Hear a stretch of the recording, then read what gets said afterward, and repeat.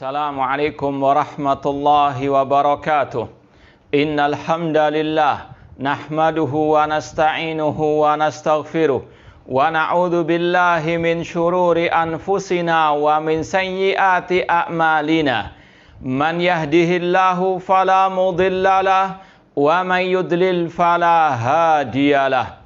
Ashhadu an la ilaha illallah wahdahu la syarikalah wa ashhadu anna Muhammadan abduhu wa rasuluh. Ya ayyuhalladzina amanu taqullaha haqqa tuqatih wa la tamutunna illa wa antum muslimun. Ya ayyuhan nasu taqu rabbakumul ladzi khalaqakum min nafsin wahidah wa khalaqa minha zawjaha wa batha minhuma rijalan katsiran wa nisaa'a wattaqullaha alladzi tasaaluna bihi wal arham innallaha kana 'alaikum raqibah. Ya ayyuhalladzina amanu taqullaha wa qulu qawlan sadida yuslih lakum a'malakum wa yaghfir lakum dhunubakum wa man yuti'illaha wa rasulahu faqad faza fawzan 'azima. Amma ba'd, fa inna asaqal hadits kitabullah wa khairal hadi hadyu Muhammadin sallallahu alaihi wasallam wa syarrul umuri muhdatsatuha wa kullu muhdatsatin bid'ah wa kullu bid'atin dhalalah wa kullu dhalalatin finnar. Ma'asal muslimin, ikhwani fillah wa akhwati, bapak-bapak, ibu-ibu, saudara-saudariku rahimani wa rahimakumullah. Alhamdulillah, segala puji bagi Allah Subhanahu wa taala yang mempertemukan kita kembali dalam kajian kitab Syarhus Sunnah oleh Imam Al-Barbahari rahimahullah ta'ala yang diadakan oleh Yayasan Nasirus Sunnah Depok. Semoga Allah Subhanahu wa ta'ala menjadikan langkah kita, menjadikan kajian kita senantiasa dibarokahi oleh Allah Subhanahu wa ta'ala. Ma'asal muslimin rahimani wa rahimakumullah. Langsung saja kita teruskan kajian kitab Syarhus Sunnah oleh Imam Al-Barbahari rahimahullah ta'ala sampai pada poin 79 halaman 85. Al-Imam Al-Barbahari rahimahullah berkata, wa'lam annallaha faddalal ibada ba'dahum ala ba'din fid dini wa dunya. Ketahuilah bahwasanya Allah Subhanahu wa taala mengutamakan sebagian hamba-hambanya di atas sebagian yang lain dalam urusan agama atau di akhirat dan juga di dunia. Adalan minhu, sebagai bentuk keadilan dari Allah Subhanahu wa ta'ala. Adlan minhu. La yuqalu jara wala haba. Tidak boleh dikatakan Allah zalim, curang, naudzubillahi min dzalik. Faman qala inna fadlallahi 'alal mu'min wal kafir sawa fahuwa sahibu bid'ah.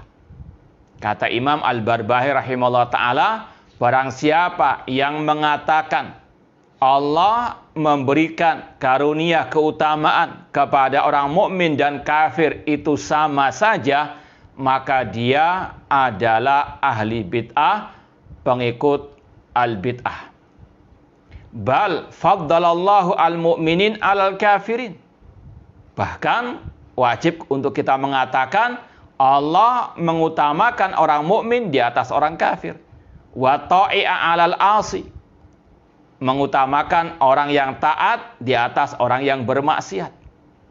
Wal ma'suma 'alal makhdhuli, dan Allah mengutamakan orang yang maksum dari kesalahan, yang dijaga dari kesalahan daripada orang-orang yang dicampakkan oleh Allah Subhanahu wa taala. Adlun minhu, sebagai bentuk keadilan dari Allah Subhanahu wa taala. Huwa fadluhu yu'ti man yasha wa yamna'u man yasha. Dan itu juga karunia dari Allah Subhanahu wa taala. Dia memberi kepada siapa yang dia kehendaki dan dia mencegah dari siapa yang dia kehendaki. Ma'asal muslimin, ikhwani fillah wa akhwati, bapak-bapak, ibu-ibu, saudara-saudariku rahimani wa rahmakumullah. Pembahasan ini sebetulnya ada kaitan erat dengan iman kepada takdir Allah Subhanahu wa taala. Bahwasanya Allah Subhanahu wa taala itu perbuatannya antara keadilan dan antara keutamaan. Dan tidak ada kezaliman dalam takdir atau perbuatan Allah Subhanahu wa taala. Wa ma ana bidzallamin lil abid. Tidaklah aku berbuat zalim kepada hamba-hambaku, kata Allah. Wa ma kana Allahu liyadzlimahum walakin kanu anfusahum yadzlimun. Bukan Allah yang berbuat zalim kepada mereka, namun merekalah yang berbuat zalim kepada diri mereka sendiri. Dalam hadits qudsi, Rasul mengatakan, Allah berfirman, "Inni haramtu dzulma ala nafsi." Aku haramkan untuk diriku kezaliman. Perbuatan Allah, takdir Allah itu di antara dua hal. Di antara karunia, keutamaan dari Allah, dan di antara keadilan Allah Subhanahu wa taala. Kalau Allah memberikan nikmat, itu karunia, keutamaan dari Allah. Kalau Allah memberikan musibah, azab, itu keadilan dari Allah Subhanahu wa taala. Sebagaimana yang diucapkan juga oleh Imam At-Tahawi rahimahullah dalam Al-Aqidah Tahawiyah, beliau mengatakan, wa kulluhum yataqallabuna fi masyiatihi baina fadlihi wa adlihi. Manusia semuanya berjalan dalam takdir Allah, dengan kehendak Allah, di antara karunia Allah dan di antara keadilan Allah Subhanahu wa taala. Yahdi man yasha wa yu'afi, ya, fadlah. Allah Subhanahu wa taala memberikan hidayah, memberikan taufik, memberikan keselamatan. Itu karunia, keutamaan dari Allah Subhanahu wa taala. Kita mendapatkan nikmat, itu murni karunia dari Allah. Kita la haula wala quwata illa billah. Tidak ada daya dan kekuatan kecuali dengan pertolongan Allah Subhanahu wa taala. Makanya ketika ada kumandang azan hayyalas shalah, marilah kita salat, kita hanya bisa mengatakan la haula wala quwata illa billah. Tidak ada daya dan kekuatan kecuali dengan pertolongan Allah Subhanahu wa taala. Kita memperoleh ilmu, itu semuanya taufik, hidayah, pertolongan dari Allah. Qalu subhanaka la ilma lana illa ma 'allamtana. Para malaikat mengatakan, subhanaka, maha suci engkau ya Allah. Subhanaka la ilma lana, kami tidak mendapatkan ilmu kecuali apa yang kau ajarkan kepada kami. Kita tidak mendapatkan ilmu, harta, kedudukan, apapun dari urusan ini kecuali dengan taufik, pertolongan dari Allah Subhanahu wa taala. Ya, ini sekali lagi yang harus kita yakini, wa ma bikum min ni'matin fa minallah. Semua nikmat yang diperoleh atau yang kalian peroleh itu semuanya dari Allah, karunia, keutamaan dari Allah Subhanahu wa taala. Demikian pula sebaliknya, atau sebaliknya, wa yudhillu man yasha wa yakhdhulu wa yabtali adla. Allah menyesatkan manusia atau sebagian manusia, mencampakkan mereka, memberikan musibah azab kepada mereka karena keadilan dari Allah Subhanahu wa taala. Ma asabakum min musibatin fa bima kasabat aydikum wa ya'fu an katsir. Tidaklah musibah itu menimpa diri kalian kecuali karena sebab dosa-dosa kalian. Contoh adanya virus corona seperti ini. Tidak mungkin Allah berbuat zalim kepada hamba-hambanya. Namun sebagaimana kata Allah, namun hamba-hamba itulah yang berbuat zalim kepada diri mereka sendiri. Allah sudah memberikan banyak kenikmatan, rezeki, kesehatan, harta, kekayaan, kedudukan. Namun berapa banyak dari manusia yang tidak mensyukurinya. Berapa banyak manusia yang masih berbuat syirik kepada Allah. Allah yang memberikan rezeki, Allah yang memberikan mereka kenikmatan-kenikmatan dalam urusan dunia ini, namun mereka beribadahnya kepada selain Allah. Maka ketika Allah timpakan musibah seperti adanya pandemi ini sekali lagi bukan karena Allah zalim kepada manusia, namun manusia itulah yang berbuat zalim kepada hamba-hambanya. Kata Al-Khalifah Ali bin Abi Thalib radhiyallahu anhu, "Ma nazala bala'un illa bidzambin wa ma rufi'a illa bitaubah." Tidaklah Allah turunkan musibah kepada hambanya kecuali karena sebab dosa manusia, dan tidaklah diangkat dari manusia kecuali dengan bertobat kepada Allah Subhanahu wa taala. Fafirru ilallah, berlalilah menuju kepada Allah, kepada tauhidullah, mengisahkan Allah dalam ibadah, kembali kepada syariat Allah Subhanahu wa taala. Jadi ini yang harus diyakini. Tidak ada kezaliman dalam takdir perbuatan Allah Subhanahu wa taala. Entah dalam urusan agama atau urusan dunia. Ketika orang itu tersesat, misalnya, maka itu karena sebab perbuatan dia juga. Fala mazaghu azaghallahu qulubahum. Ketika mereka berpaling dari agama Allah, dari tauhid, dari sunnah Rasulullah SAW, semakin Allah sesatkan. Ya, kalau misalnya ada dulu seorang yang tahu dakwah salafiyah, ikut dakwah salafiyah, sudah tahu kebenaran, namun dia masih mau bermajlis dengan alil bidah, kemudian Allah sesatkan dia, maka sekali lagi itu karena sebab dia berpaling dari perintah Allah, dari perintah Rasul, ya, yaitu perintah menjauh dari ahli al-bidah atau majlis ahli al-bidah. Fala mazaghu azaghallahu qulubahum. Ya, jadi sekali lagi, takdir Allah, perbuatan Allah di antara dua hal. Kalau tidak karunia keutamaan darinya, atau dari keadilan Allah Subhanahu wa taala. Ya, ini pembahasan sekali lagi berkaitan dengan iman kepada takdir Allah Subhanahu wa taala. Kita ulangi lagi ucapan Imam Al-Barbahari rahimahullah, ketahuilah sesungguhnya Allah mengutamakan sebagian hamba di atas sebagian yang lainnya dalam urusan agama dan dunia sebagai keadilan dari Allah Subhanahu wa taala. Contoh misalnya, inna akramakum indallahi atqakum. Sesungguhnya yang paling mulia di sisi Allah di antara kalian adalah yang bertakwa. Ini karena keadilan Allah. Yang bertakwa itu yang paling mulia.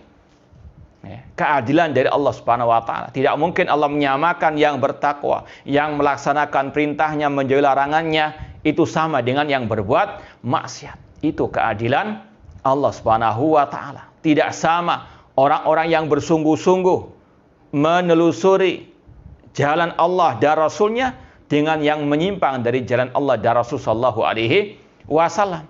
Seperti tadi, fala mazaghu azaghallahu qulubahum.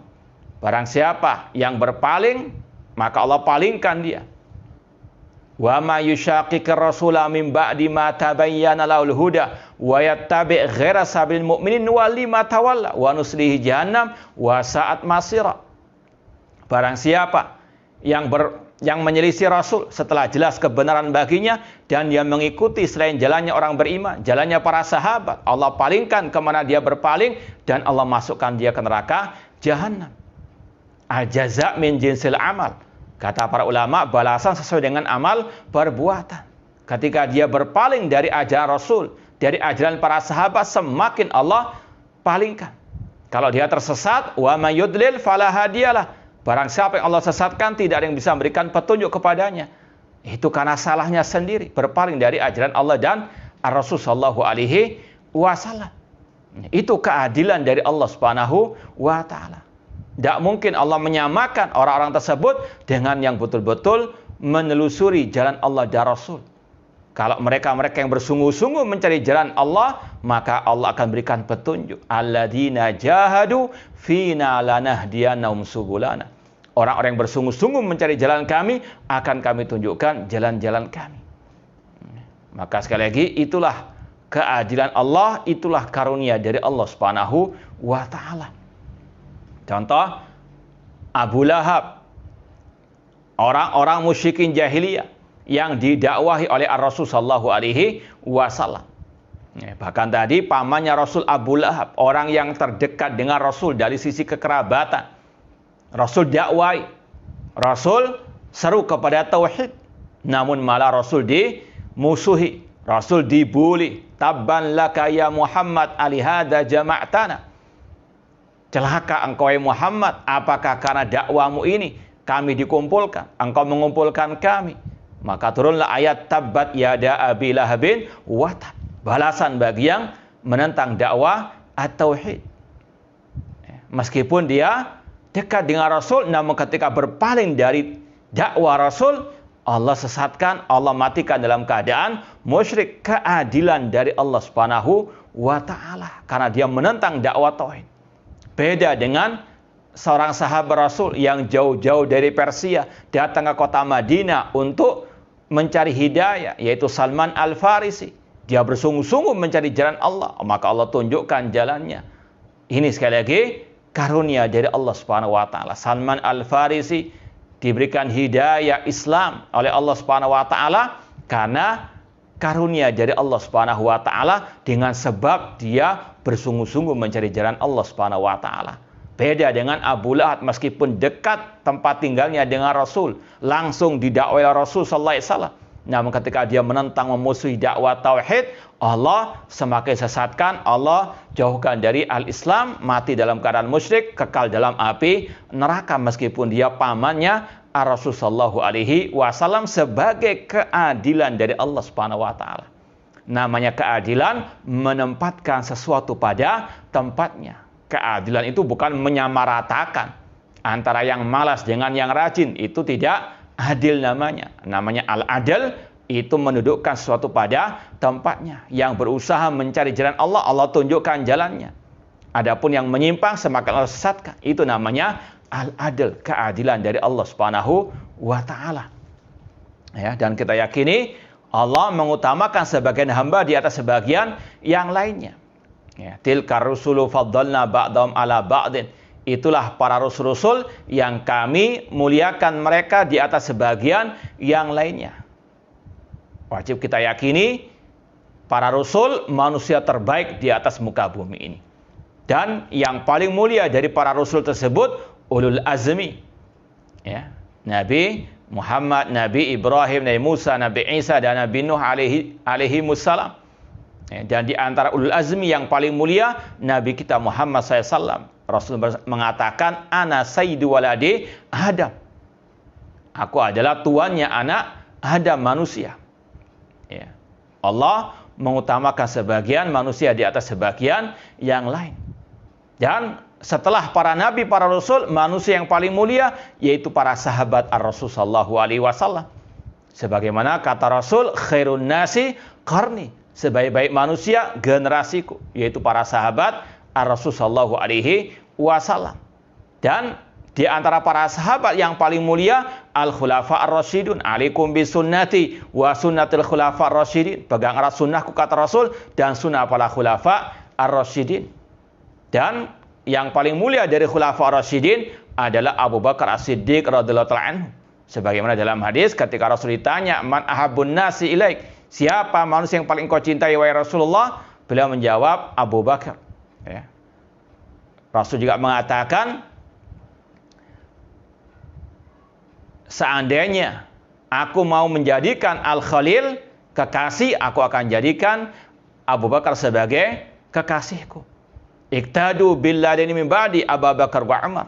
Rasul mengatakan, ikutilah dua orang setelahku, yaitu Abu Bakar wa Umar. Ketika Rasul dalam keadaan sakit yang mau meninggal dunia, Rasul memerintahkan Abu Bakar As-Siddiq untuk menjadi imam manusia. Ini semuanya dalil Abu Bakar manusia terbaik setelah Rasul sallallahu alaihi wasallam. Kemudian urutan keutamaan Abu Bakar, Umar, Utsman dan Ali radhiyallahu anhum jami'an. Ini yang harus kita yakini. Ini semuanya butuh dalil. Tidak bisa kita mengatakan ini mulia dari ini atau di atas ini kecuali dengan ad-dalil. Demikian pula masalah waktu, masalah tempat. Allah juga mengutamakan sebagian waktu di atas sebagian yang lain. Seperti bulan Ramadan, bulan yang paling mulia. Karena di dalamnya diturunkan Al-Quran, syahr Ramadan alladzi unzila fihil Quran. Di dalamnya juga ada malam Lailatul Qadar yang khairun min alfi syahr, lebih baik daripada 1000 bulan. Ya. Demikian pula ada 10 hari awal bulan Dzulhijjah, yang itu juga hari-hari yang mulia kata Rasulullah SAW. Wajib untuk kita mengimaninya. Dan itu sekali lagi butuh dalil, tidak bisa asbun saja. Ya.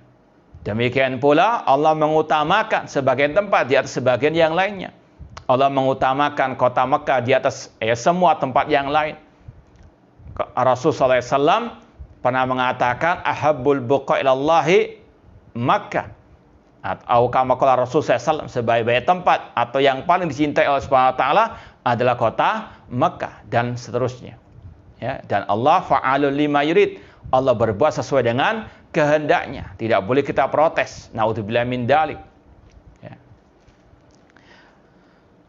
Sekali lagi, itu adalah adlan minhu, keadilan dari Allah Subhanahu wa taala. La yuqalu jara wala haba, tidak boleh dikatakan itu kecurangan, kedzaliman. Naudzubillah min dzalik. Dan wallahu alam, kata para ulama, Imam Al-Barbahari ketika membahas masalah ini untuk membantah kelompok Al-Mu'tazilah. Yang mana kelompok Mu'tazilah mereka punya akidah yang mereka namakan dengan al-adl, keadilan.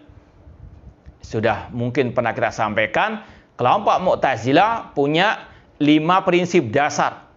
Yang pertama at-tauhid, yang isinya menafikan sifat-sifat Allah. Mereka mengatakan Allah punya nama namun tidak punya sifat. Allah alim bila ilmin, Allah rahman bila rahmah, Allah hakim bila hikmah, Allah sami bila sama, dan seterusnya. Mereka mengimani nama-nama Allah namun mereka mengingkari sifat-sifat Allah. Dan itu mereka namakan dengan istilah at-tauhid.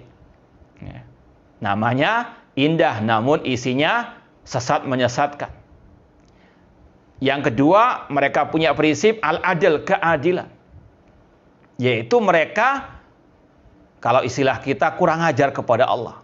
Mereka mengatakan wajib bagi Allah untuk demikian dan demikian. Mereka mengatur Allah Subhanahu wa taala. Kata mereka tidak adil kalau Allah itu menyamaratakan atau membedakan antara manusia. Allah berikan hidayah kepada ini, Allah sesatkan yang ini. Kata mereka itu tidak adil. Naudzubillahi min dzalik. Ya. Dan dari balik kata keadilan itu, mereka mengingkari takdir Allah Subhanahu wa taala. Mereka mengatakan manusia berbuat maksiat, itu manusialah yang berkehendak sendiri, yang menciptakan perbuatannya sendiri, tanpa campur tangan kehendak dan takdir Allah Subhanahu wa taala. Makanya Rasul mengatakan al-qadariyatu majusu hadil ummah. Kelompok qadariyah majusinya umat ini.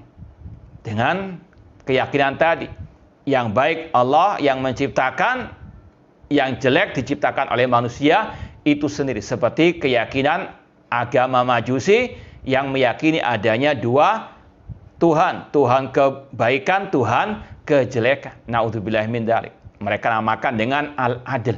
Kata mereka tidak adil kalau Allah membedakan di antara manusia. Yang ini Allah berikan hidayah, yang itu disesatkan, yang ini diadab, yang ini diberikan nikmat. Kata mereka itu tidak adil. Naudzubillahi min dzalik.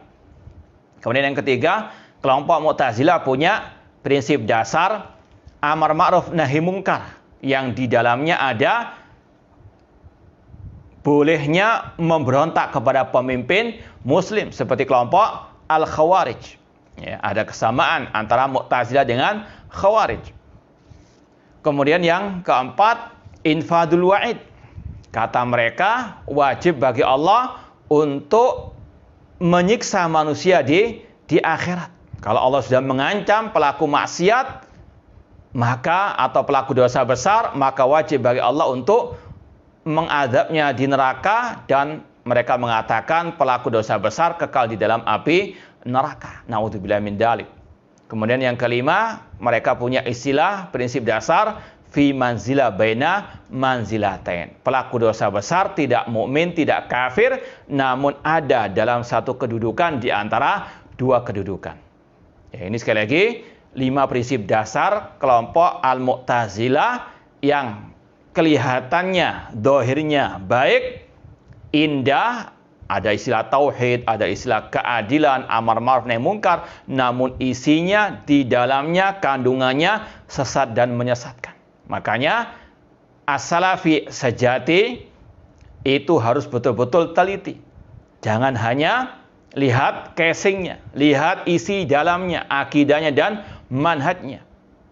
Ya, hati-hati karena sekarang banyak ahli syubhat meskipun casingnya dai salafi. Harus betul-betul kita kembali kepada akidah salaf dan manhaj salaf yang tercantum dalam kitab-kitab akidah dan manhaj para ulama-ulama ahli sunnah wal jamaah.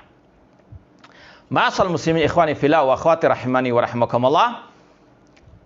Intinya kata para ulama, Imam Barbahari di sini ingin membantah kelompok Al-Mu'tazilah yang mewajibkan agar Allah tidak membedakan di antara manusia. Ya, padahal namanya keadilan bukan menyamaratakan seperti yang kita sampaikan.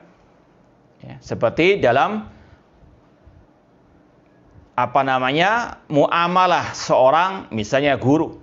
Ya, tidak mungkin guru menyamaratakan antara semua muridnya. Kalau yang rajin diberikan nilai yang baik, yang malas diberikan nilai yang jelek. Ini namanya al-adl. Ya. Dolim kalau menyamaratakan semuanya. Ya. Jadi sekali lagi, walillahil mathal a'la. Ini perumpamaan al-alawi. Ya. Allah memiliki perumpamaan yang lebih tinggi lagi. Kemudian kata Syekh, faman qala, atau kata Imam Barbahari, barang siapa mengatakan karunia Allah atas orang mukmin dan kafir itu sama, maka dia ahli bid'ah. Yaitu tadi kelompok Mu'tazilah. Kalau orang itu ingin menyamakan orang kafir dengan orang mukmin, maka orang itu pelaku kebid'ahan atau ahli al-bid'ah.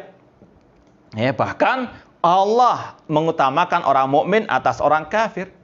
Allah berfirman, afanaj'alul muslimina kal mujrimin.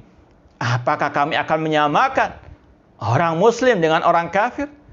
Jawabannya tidak mungkin sama. Allah mengatakan tadi, inna akramakum indallahi atqakum. Sesungguhnya yang paling mulia di sisi Allah di antara kalian yang bertakwa. Likullin darajatun mimma amil. Setiap manusia memiliki derajat yang berbeda-beda sesuai dengan amal perbuatannya. Ini keadilan dari Allah, ini karunia dari Allah Subhanahu wa taala. Tidak mungkin Allah menyamakan at-ta'i alal asi, atau tidak mungkin Allah menyamakan at-ta'i dengan al-asi, yang bertakwa, yang taat dengan yang berbuat maksiat. Makanya dalam Al-Quran misalnya dalam surat An-Nisa ayat kalau nggak salah 13 dan 14 atau 14-15, Allah mengatakan wa may yuti'illaha wa rasulahu yudkhilhu jannatin tajri min tahtihal anhar. Barang siapa mentaati Allah dan Rasulnya, Allah masukkan dia ke dalam surganya. Namun sebaliknya kata Allah wa may ya'sillahu wa rasulahu wa yata'adda hududahu yudkhilhu nar. Barang siapa yang berbuat maksiat kepada Allah dan Rasul, maka dan dia melampaui batasan Allah dan Rasulnya, Allah masukkan dia ke neraka jahanam. Naudzubillahi min dzalik, ya. Wal ma'sum alal makhdhul, ya, dan Allah mengutamakan orang-orang yang Allah jaga dari kesalahan di atas orang-orang yang Allah campakkan, yang Allah sesatkan. Sebagai bentuk keadilan dari Allah Subhanahu wa taala. Dan ini sekali lagi hak Allah Subhanahu wa taala dan Allah yang lebih tahu. Ya, kata beliau, yu'ti man yasha wa yamna'u man yasha. Allah yang berikan siapa yang Allah kehendaki, Allah mencegah orang-orang yang Dia kehendaki. Seperti Allah firmankan dalam surat Ali Imran, qulillahumma malikal mulki tu'til mulka man tasha wa tanzil mulka mimman tasha wa tu'izzu man tasha wa tudhillu man tasha biyadikal khair innaka ala kulli syai'in qadir. Katakan Nabi Muhammad, ya malikal mulki, qulillahumma malikal mulki, wahai rajanya di raja. Qulillahumma malikal mulki tu'til mulka man tasha. Engkau memberikan kekuasaan kepada yang siapa yang engkau kehendaki, engkau mencabut dari yang engkau kehendaki, engkau memuliakan yang engkau kehendaki, engkau menghinakan siapa yang engkau kehendaki. Ini yang harus juga kita yakini. Yang bisa memuliakan, merendahkan, menghinakan hanyalah Allah Subhanahu wa taala. Contoh Rasulullah SAW, orang-orang musyrikin jahiliyah, di awal-awal dakwah beliau dikucilkan, dibuli, dilecehkan, direndahkan. Namun Allah berkehendak memuliakan Nabi Muhammad SAW. Maka warafa'na laka dzikrak. Tetap Rasul tinggi kedudukannya, namanya sampai hari kiamat kelak, meskipun banyak yang menghina beliau. Karena yang bisa memuliakan, merendahkan hanyalah Allah Subhanahu wa taala. Makanya tidak perlu kita takut dengan bulian orang, caci makian orang, tuduhan-tuduhan dusta manusia-manusia itu. Karena yang bisa memuliakan, merendahkan hanyalah Allah. Qulillahumma malikal mulki tu'til mulka man tasya wa tanzil mulka mimman tasya wa tu'izzu man tasya wa tudhillu man tasya biyadikal khair. Di tanganmu lah ya Allah segala kebaikan. Innaka ala kulli syai'in qadir. Sesungguhnya Engkau maha kuasa atas segala sesuatu. Jadi intinya ma'asal muslimin rahimani wa rahmakumullah, sebagaimana kata Imam At-Tahawi rahimahullah dalam Al-Aqidah At-Tahawiyah, wa kulluhum yataqallabuna fi masyiatihi baina fadlihi wa adlihi. Manusia semuanya itu berjalan dengan kehendak Allah Subhanahu wa taala, di antara karunia dari Allah dan di antara keadilan Allah. Dan Allah tidak pernah berbuat zalim kepada hamba-hambanya. Taib, kita pindah poin ke-80. Al-Imam Al-Barbahari rahimahullah berkata, wala yahillu an taktuman nasihata lil muslimin. Tidak halal alias haram untuk Anda menyembunyikan nasihat kepada atau untuk kaum muslimin, barrihim wa fajirhim, yang baik maupun yang jelek dari mereka. Fi amri din, dalam urusan agama. Faman katama faqad ghasyal muslimin. Barang siapa yang menyembunyikan nasihat, menyembunyikan kebenaran dari kaum muslimin, maka dia telah berbuat curang, zalim terhadap kaum muslimin. Wa man ghasyal muslimin, barang siapa yang berbuat curang terhadap kaum muslimin, faqad ghasyad din, maka dia telah berbuat curang kepada agama. Wa man ghasyad din, dan barang siapa berbuat curang terhadap agama, faqad khanallaha wa rasulahu wal mu'minin, maka dia telah berbuat khianat kepada Allah, kepada Rasulnya, dan kepada orang-orang yang beriman. Ma'asal muslimin rahimani wa rahmakumullah, ini berkaitan dengan ad-dinu an-nasihah. Agama adalah nasihat. Kewajiban seorang muslim, sebagaimana dalam surat Al-Asr juga, wal asri innal insana lafi khusrin illa alladhina amanu wa amilus salihati wa tawasaw bil haqqi wa tawasaw bis sabr. Demi masa kata Allah, sesungguhnya manusia dalam keadaan merugi, kecuali orang-orang yang beriman dan beramal saleh. Apakah cukup hanya beriman, beramal saleh saja? Tidak. Harus ada wa tawasaw bil haqqi wa tawasaw bis sabr. Wasiat mewasiati, nasihat menasihati untuk berpegang teguh dengan kebenaran dan kesabaran. Makanya Syekhul Islam Muhammad bin Abdul Wahhab rahimahullah dalam kitab beliau Al-Usulul Tsalatsa, di bab yang pertama beliau mengatakan, i'lam rahimakallah annahu yajib alaina ta'allum arba'i masail. Ketahuilah, semoga Allah merahmatimu, wajib bagi kita mempelajari 4 hal. Yang pertama al-ilmu, kemudian yang kedua al-amal, kemudian ad-da'wah, berdakwah, menyampaikan kebenaran. Sekali lagi, setelah apa? Al-ilmu.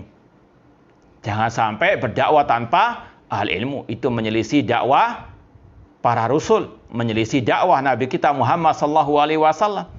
Qul hadhi sabili ad'u ila Allah ala basirah. Katakanlah, wahai Nabi Muhammad, qul hadhi sabili, inilah jalanku, jalannya Rasul.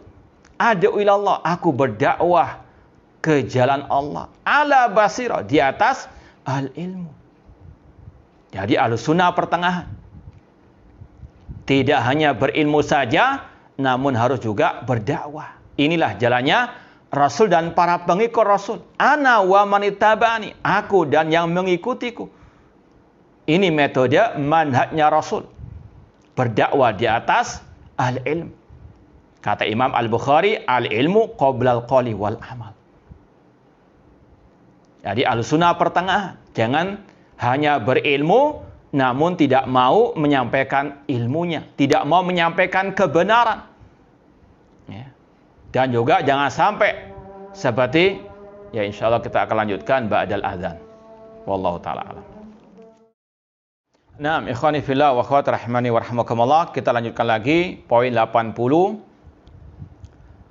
yang kita sampaikan tadi, kewajiban seorang muslim dan muslimah yang tahu al-ilmu, dan ilmu itu tentunya berdasarkan qala Allah wa qala Rasul wa qala as-sahabah.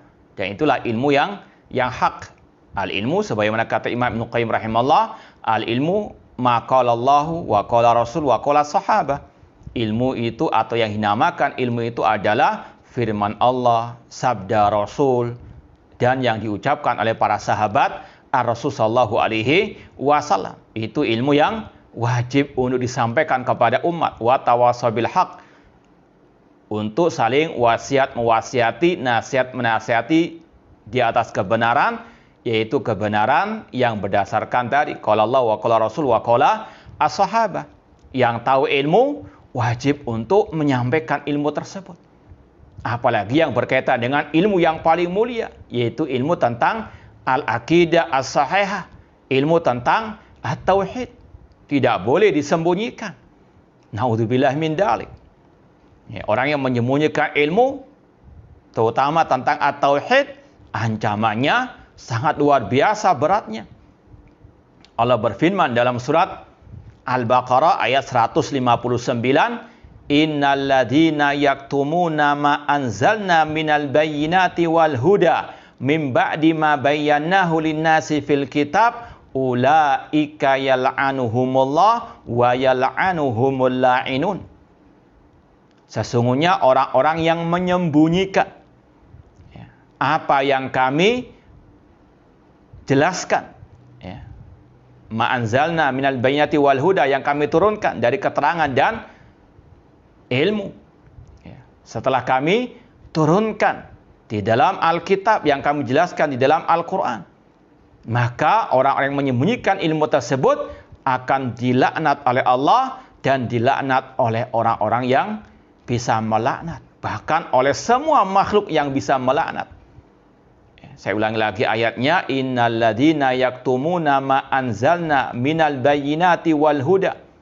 Sesungguhnya orang-orang yang menyembunyikan keterangan dan petunjuk setelah kami jelaskan di dalam Alkitab, mereka akan dilaknat oleh Allah dan dilaknat oleh yang bisa melaknat, baik dari kalangan manusia, para malaikat, bahkan para makhluk-makhluk yang lain dari binatang-binatang.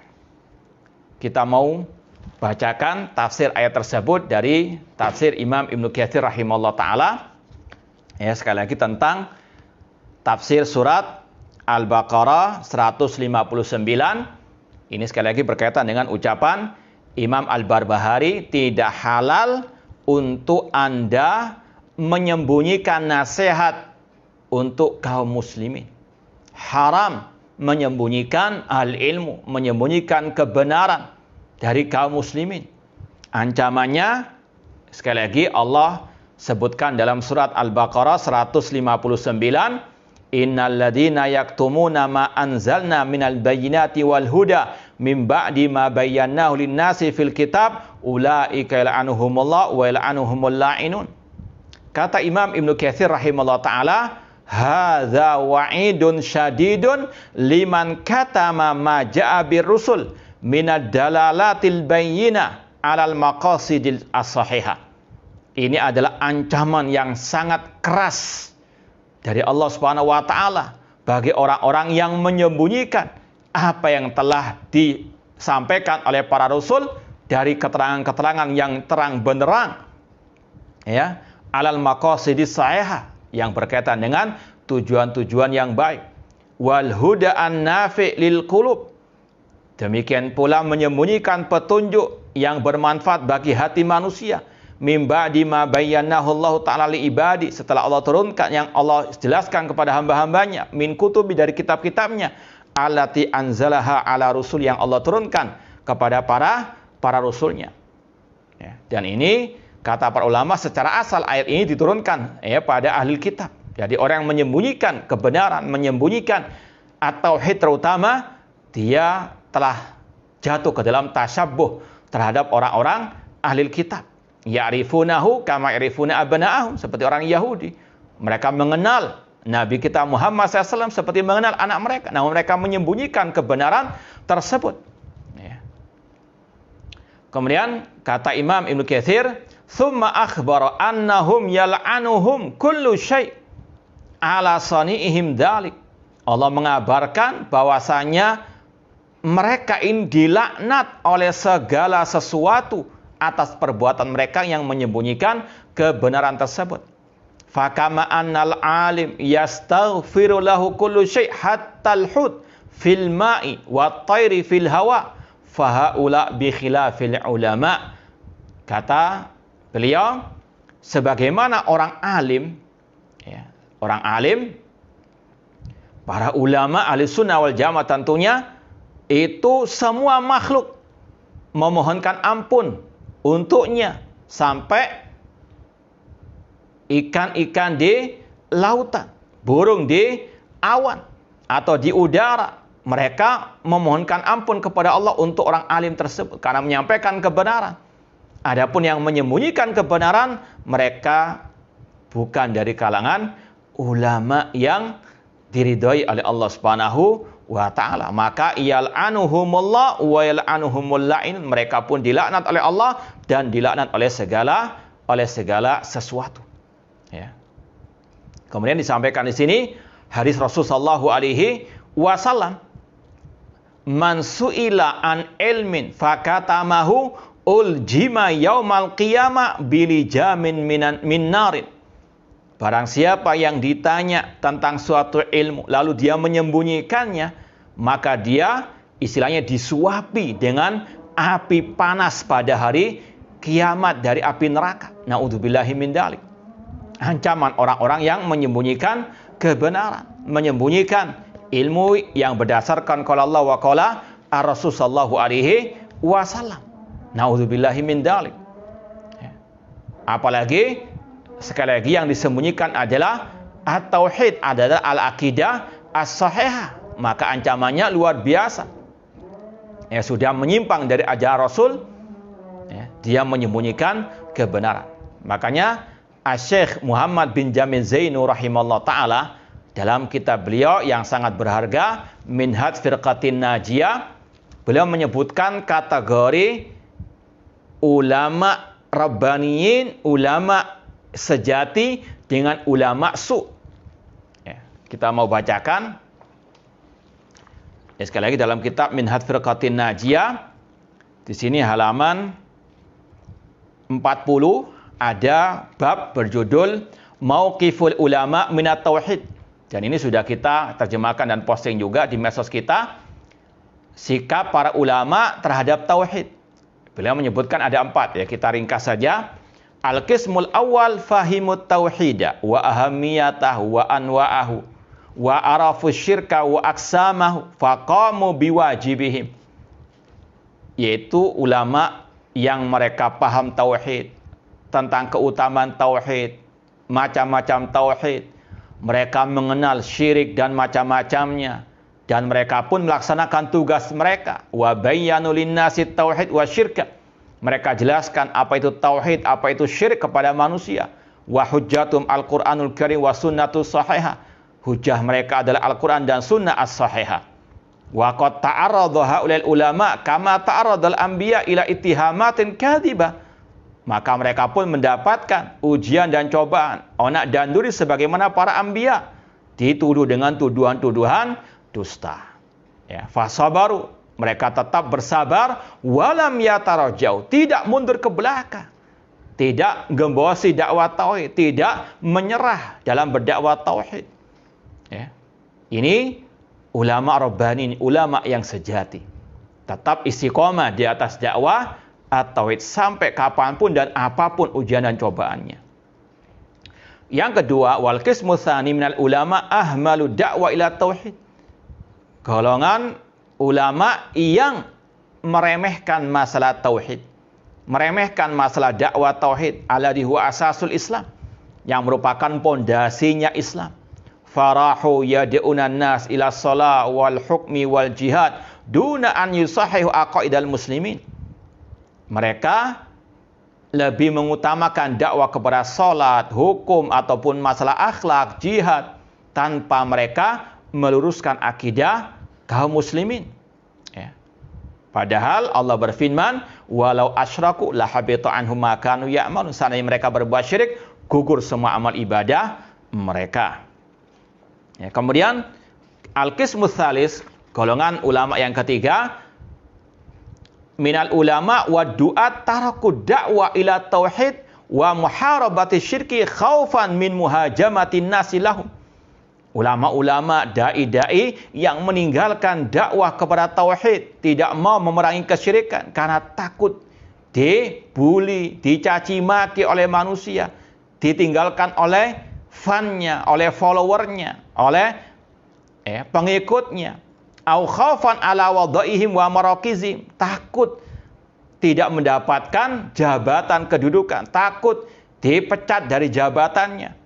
Fakatamul ilma, mereka pun menyembunyikan al-ilm alladzi amarahumullah bitablighil nas. Mereka pun menyembunyikan ilmu yang Allah perintahkan untuk mereka sebarkan kepada manusia. Wa haqqun alaihim qaulu ta'ala, maka mereka berhak mendapatkan firman Allah Subhanahu wa taala, innal ladzina yaktumuna ma anzalna minal bayyinati wal huda mim ba'di ma bayyanahu lin-nasi fil kitab ulaika yal'anuhumullah wa yal'anuhumul la'inun. Sesungguhnya orang-orang yang menyembunyikan apa yang kami turunkan dari keterangan dan huda petunjuk setelah kami turunkan jelaskan kepada manusia di dalam Alkitab, mereka dilaknat oleh Allah dan dilaknat oleh yang bisa melaknat. Na'udzubillahi min dzalik. Berapa banyak orang-orang yang belajar di negeri tauhid, belajar tentang at-tauhid, namun mereka sekarang meninggalkan dakwah at-tauhid. Lebih banyak dakwah kepada akhlak, kepada masalah riba dan sebagainya. Na'udzubillahi min dzalik. Bahkan mereka menyembunyikan at-tauhid tersebut. Na'udzubillahi min dzalik. Bahkan ada yang mencela-menceli, yang dahulunya keras dakwah tauhid dalam artian membantah kelompok-kelompok sesat yang meremehkan tauhid, namun sekarang berubah menggembosi dakwah at-tauhid, melecehkan dakwah tauhid. Nas'allahu ta'ala ats-tsabat 'alal haqqi hatal mamat. Ya muqallibal qulub tsabbit qulubana ala dinik. Ya. Dan alangkah banyaknya sekarang dai-dai yang mencela-mencela tersebut. Ya, tahu kebenaran, namun apa? Mereka sembunyikan. Tahu mana hak, mana batil, namun justru apa? Membela yang batil, menyembunyikan yang hak. Hati-hati ancamannya orang yang menyembunyikan kebenaran, yang menyembunyikan al-ilmu. Tahu anak buahnya yang di atas kebatilan, namun diam, takut jabatannya lengser dan sebagainya. Hati-hati ancamannya di akhirat. Apalagi dia sudah di atas, bawahannya yang di atas kebatilan, namun dibela, tahu kalau itu salah sebetulnya, tahu yang hak itu yang mana, namun disembunyikan, takut ditinggalkan oleh anak buahnya, oleh orang-orang yang dianggap sebagai fannya. Na'udzubillahi min dzalik. Hati-hati, akan dilaknat oleh Allah dan dilaknat oleh orang-orang yang bisa melaknat dan bahkan semua makhluk yang bisa melaknat. Na'udzubillahi min dzalik. Kemudian yang keempat, al-qismur rabi' minal ulama wal masyayikh man yu'aridu da'wa ila tauhidillah fi du'ai wahdah. Ini yang keempat, yang dikatakan ulama dan masyayikh atau dai atau ustadz, namun memerangi dakwah at-tauhid. Bahkan yang lebih parah lagi, yang sudah tahu tentang dakwah tauhid, keutamaan dakwah tauhid, namun masih apa? Nyinyiri dakwah tauhid, masih apa? membubarkan kajian tauhid, bisiki takmir-takmir masjid untuk membubarkan kajian al-aqidah atau kajian at-tauhid. Naudzubillahi min dzalik. Ini lebih parah lagi daripada yang ketiga. In kunta la tadri fatilkan musibah. Jika engkau tidak tahu, itu musibah. Namun in kunta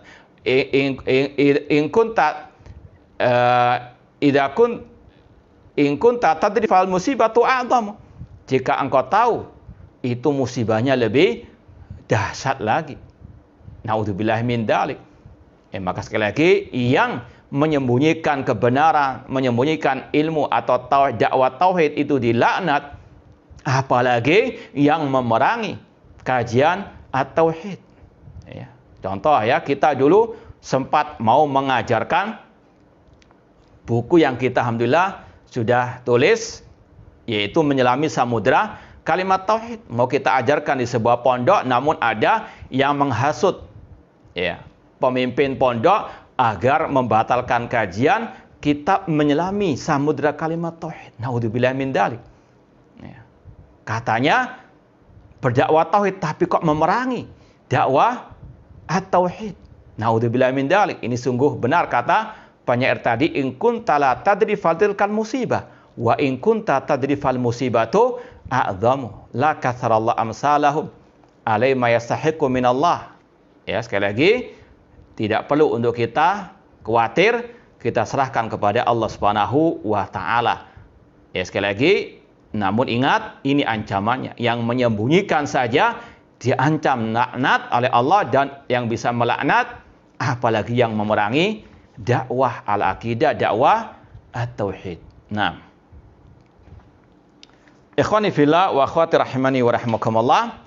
Kemudian kata Imam Al-Barbahari tadi, barang siapa yang menyembunyikan nasihat untuk kaum muslimin, apalagi kaum muslimin butuh dakwah tauhid sekarang, butuh al-aqidah sahihah.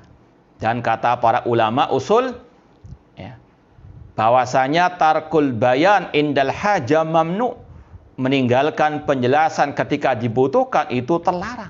Dan kaum muslimin di saat-saat seperti ini butuh sekali dakwah tauhid, butuh al-aqidah as-sahihah.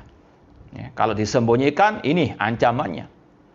Kemudian kata beliau, barang siapa yang menyembunyikan nasihat untuk kaum muslimin, maka dia telah berbuat curang, zalim kepada kaum muslimin.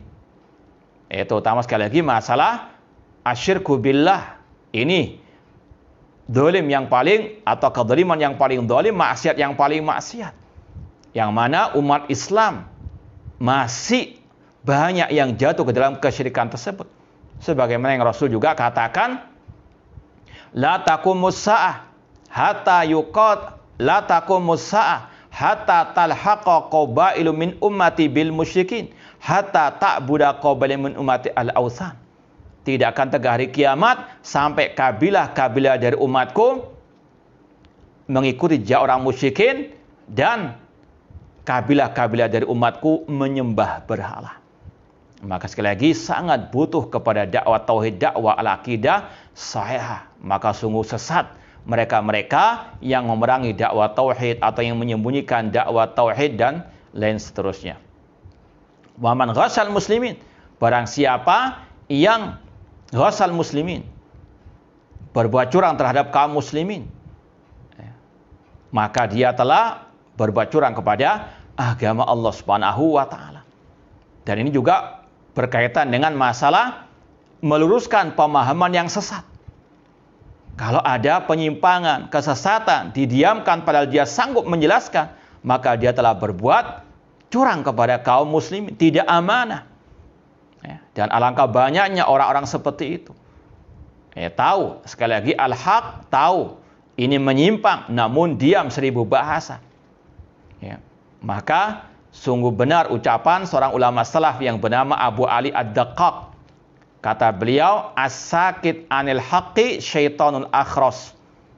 Orang yang diam tidak mau menyampaikan kebenaran, dia setan yang bisu. Wan natik bil batil huwa syaitanun natik. Adapun yang berbicara dengan kebatilan, apalagi di medsos menyebarkan syubhat di sana sini, maka dia setan yang berbicara. Naudzubillah min dzalik. Ya. Dan telah berkumpul setan yang bisu dan setan yang bisa berbicara. Yang satu menyembunyikan kebenaran, yang satu ya, menyebarkan kesesatan. Naudzubillahi min dzalik. Ini sekali lagi harus betul-betul kita waspadai. Kata beliau, "Wa man ghasyal muslimin faqad ghasyad din."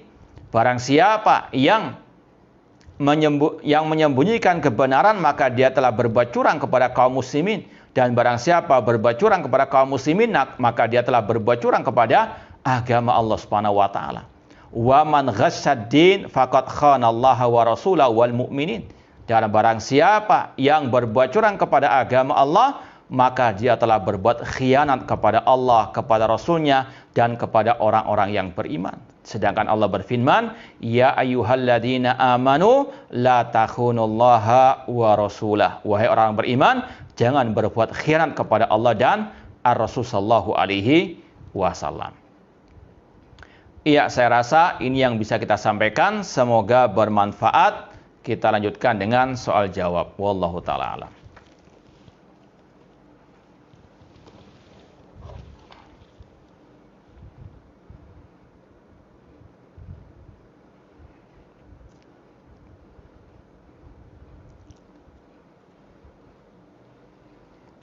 Ada pertanyaan, tolong berikan kami nasihat agar senantiasa bisa bersyukur kepada Allah, baik di saat kita mendapatkan nikmat dan di saat kita mendapatkan musibah. Jazakallahu khairan wa barakallahu fikum wa iyyakum. Yang pertama, harus kita punya keyakinan bahwasanya wa in ta'uddu nikmatallah la tuhsuha. Jika kalian menghitung nikmat Allah, kalian tidak akan bisa menghitungnya. Nikmat Allah luar biasa. Dari ujung rambut sampai ujung kaki kita, itu nikmat dari Allah Subhanahu wa taala. Apalagi dengan nikmat Allah yang ada di langit dan di bumi, luar biasa banyaknya, tidak mungkin kita bisa menghitungnya. Kalau ada musibah yang menimpa kita, itu tidak seberapa dibandingkan nikmat Allah. Kalau kita mau hitung-hitungan, misalnya salah satu anggota tubuh kita sakit, mungkin gigi sakit misalnya. Ini kalau kita bandingkan dengan anggota tubuh kita yang banyak sekali, yang ratusan ini, tidak sebanding. Satu yang sakit, yang lain banyak sehat. Maka kita apa? Tetap bersyukur kepada Allah Subhanahu wa taala. Dikala musibah seperti sekarang ini ada wabah, virus corona, kita berdoa kepada Allah agar Allah Subhanahu wa taala segera mengentaskan musibah ini dari kita semuanya. Dan semoga Allah menyelamatkan kita semua dan keluarga kita dari musibah ini. Kita yakini masih banyak nikmat-nikmat Allah yang lainnya. Di antaranya nikmat kita bisa tetap belajar ilmu akidah. Tetap bisa kita beribadah kepada Allah Subhanahu wa taala. Apalagi kalau kita pahami kata Sufyan bin Uyainah, nikmat Allah yang paling besar yaitu nikmat kita paham at-tauhid, kita berpegang teguh dengan at-tauhid. Ini nikmat Allah yang paling luar biasa. Maka wajib untuk kita tetap bersyukur kepada Allah. Makanya Rasul sallallahu alaihi wasallam ketika mendapatkan musibah, beliau tetap mengucapkan alhamdulillah. Yaitu alhamdulillah ala kulli hal, segala puji bagi Allah atas segala keadaan. Tetap memuji Allah karena nikmat Allah lebih banyak daripada musibah yang Allah timpakan kepada kita. Wallahu ta'ala alam. Semoga Allah Subhanahu wa taala senantiasa menjadikan kita sebagai hamba-hambanya yang bersyukur kepadanya. Ada pertanyaan lagi dengan bahasa Arab. Ma'lumun anna tariq wahid. Ini dengan bahasa Arab telah diketahui bahwasanya jalan kebenaran itu satu. Ini usul ahli sunnah wal jamaah seperti yang diucapkan oleh Syekh Abdul Malik Ramadhani dalam kitab beliau Situd Durar min Usul Ahli Athar, bahwasanya kita harus punya keyakinan jalan kebenaran itu cuma satu, yaitu qala Allah wa qala Rasul wa qala as-sahabah. Dan ini yang Rasul tegaskan dalam hadis perpecahan umat 72 itu diancam masuk neraka kecuali satu, yaitu firqatun najiyah ma'an alaihi wa ashabi. Ini yang harus kita yakini, jalan kebenaran hanya satu, yaitu yang berdasarkan qala Allah wa qala Ar-Rasul sallallahu alaihi wasallam.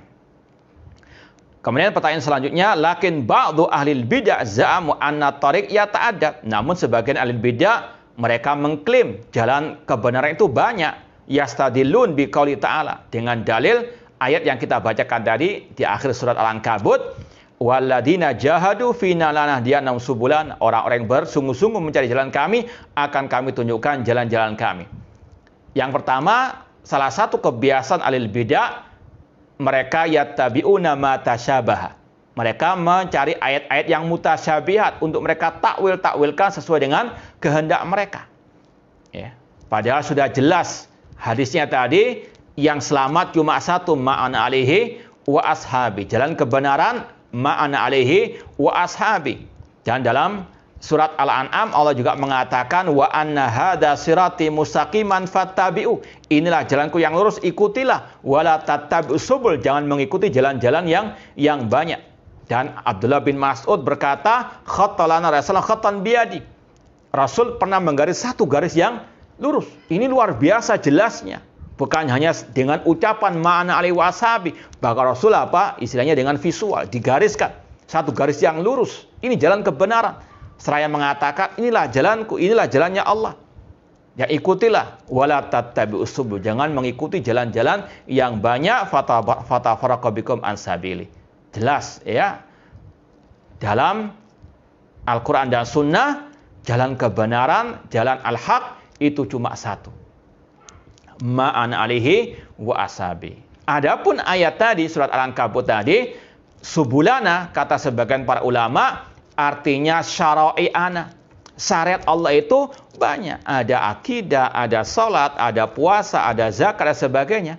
Barang siapa yang bersungguh-sungguh mencari jalan kami, akan kami tunjukkan jalan kami, yaitu syariat-syariat kami, yang itu kembalinya kepada qala Allah wa qala Rasul wa qala as-sahabah. Intinya, qala Allah wa qala Rasul wa qala sahabah, itulah jalan kebenaran. Cuma satu. Qala Allah wa qala Rasul wa qala sahabah. Dan di dalam Al-Quran dan Sunnah ada banyak syariat Allah Subhanahu wa Ta'ala. Sekali lagi, itu tidak saling bertentangan. Cuma memang itulah kebiasaan ahli bidah, yattabi'una ma tasyabah, cari yang syubhat.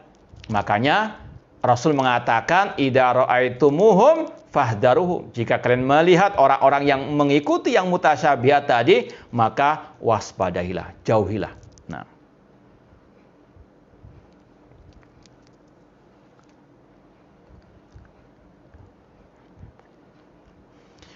ada pertanyaan, Ustadz, mana yang lebih utama? Apakah kurban sapi 7 orang tapi harga per orangnya lebih mahal sedikit daripada harga 1 ekor kambing, dan daging sapinya lebih banyak sehingga bisa bermanfaat untuk orang banyak daripada 1 ekor kambing, Ustadz? Wallahu a'lam.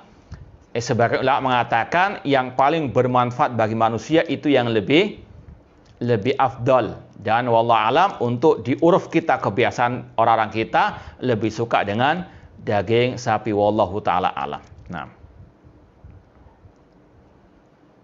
apa hukum orang yang hanya percaya pada Al-Quran namun tidak yakin pada As-Sunnah? Kalau dia menolak secara istilahnya total As-Sunnah atau hadis Rasul SAW, dia bisa murtad dari Al-Islam. Namun kalau di situ ada ta'wil dan sebagainya, maka orang itu sesat dan menyesatkan.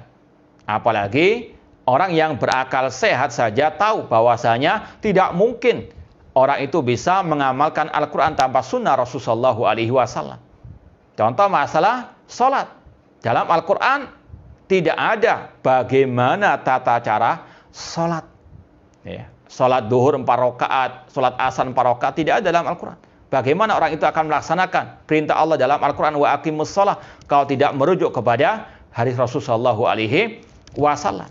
Orang yang hanya percaya kepada Al-Quran, tidak percaya kepada hadis Rasulullah SAW, itu orang yang tidak waras.